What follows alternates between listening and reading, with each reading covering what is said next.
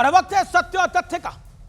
BJP ने मोदी सरकार की फ्यूचर वाली फिल्म का ट्रेलर लॉन्च कर दिया है। उम्मीद है ये वीडियो विपक्ष को कुछ खास पसंद नहीं आएगा, क्योंकि जिन विपक्षी नेताओं ने दावे किए थे कि तीसरे कार्यकाल में पीएम मोदी बोल्ड डिसीजन नहीं ले पाएंगे, उनके लिए मोदी 3.0 का बीता एक साल उम्मीद से 360 डिग्री ऑपोजिट साबित हुआ है।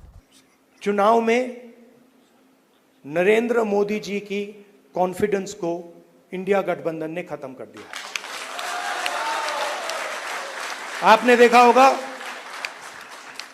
देखा होगा जो पहले नरेंद्र मोदी जी छाती फैला के आते थे, याद है आपको? यूं आते थे, अब यूं आते हैं। चुनाव के दरमियान मैं देशवासियों को कहता था कि जो 10 साल हमने काम किया है, हमारे जो सपने और संकल्प है, उसके हिसाब से तो ये एपेटाइजर है, मेन कोर्स तो अभी शुरू हुआ। और इसी मेन कोर्स का मेन्यू बीजेपी ने एक वीडियो के तौर पर जारी कर दिया है। खास बात यह है कि यहां अभी वक्फ पर हल्ला मचा हुआ है। उधर नरेंद्र मोदी ने यूसीसी के आने के सिग्नल दे दिए हैं। संविधान निर्माताओं की भावनाओं को ध्यान में रखते हुए हम पूरी ताकत से लगे हुए हैं सेक्युलर सिविल कोड पर। यह वीडियो मोदी विरोधियों के लिए किसी झटके से कम नहीं है व्यूअर्स, क्योंकि ये उन्हें याद दिलाता रहेगा कि नरेंद्र मोदी कड़े और बड़े फैसले लेने से ना अभी तक रुके हैं, ना ही शायद आगे कभी रुकेंगे।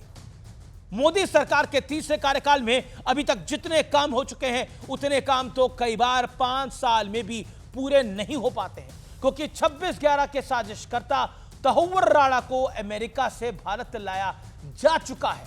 वक्फ संशोधन कानून संसद में पास हो चुका है। घोटालेबाज भगौड़े मेहुल चौकसी को बेल्जियम में गिरफ्तार किया जा चुका है। हरियाणा, महाराष्ट्र और दिल्ली में बीजेपी ने प्रचंड जीत का झंडा गाड़ दिया है और पूरा विपक्ष हैरान परेशान है। अब यूनिफॉर्म सिविल कोड बीजेपी का अगला सबसे बड़ा एजेंडा होने वाला है। भारतीय जनसंघ ने 1967 में समान नागरिक संहिता को अपने इलेक्शन मैनिफेस्टो में शामिल किया था। 1980 में बीजेपी का गठन हुआ, तब भी यूसीसी को राम मंदिर और धारा 370 के साथ पार्टी के अहम मुद्दों में शामिल किया गया। पालनपुर हो, मुंबई का अधिवेशन हो, बीजेपी ने हर बार इसकी बात करी। 2014 के बाद इनमें से 2 मुद्दे यानी राम मंदिर और धारा 370 वाला टारगेट नरेंद्र मोदी ने अचीव कर लिया है और अब बारी यूसीसी की है, जिस पर कई राज्यों में काम भी शुरू हो चुका है।